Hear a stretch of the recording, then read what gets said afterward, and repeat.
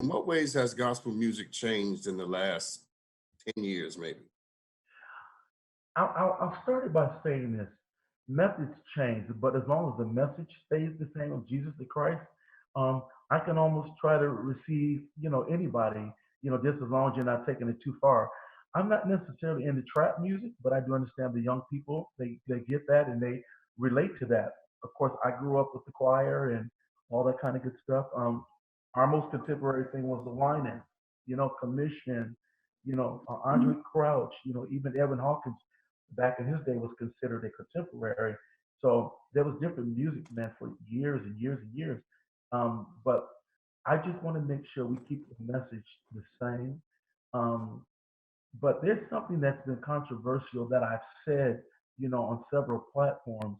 Um, and I'm glad we're getting away from it, from where we used to have, a lot of the younger artists used to put out covers of everybody else's song. But I want to hear your song. I would put in radio announcements. I said, to Todd Delaney, in an interview, whether he ever heard it or not, they were asking me what I think about these young artists. I said, Todd Delaney, the anthem has been recorded several times. I want to hear your heart, my brother. I want to hear your heart.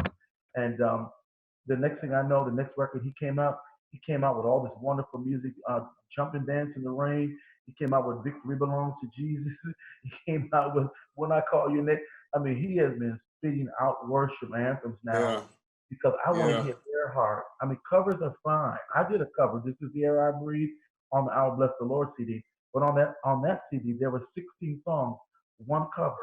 And I think a lot of times we feel like today's artistry that um, if you're wanting to be relevant, you're going to have to go on the CCM side and do, one of the white person songs.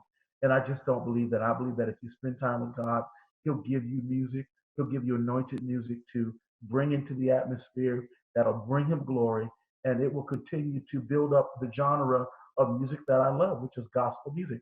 I love gospel music. Right now on my phone, I have everybody's project on my phone because I love gospel music.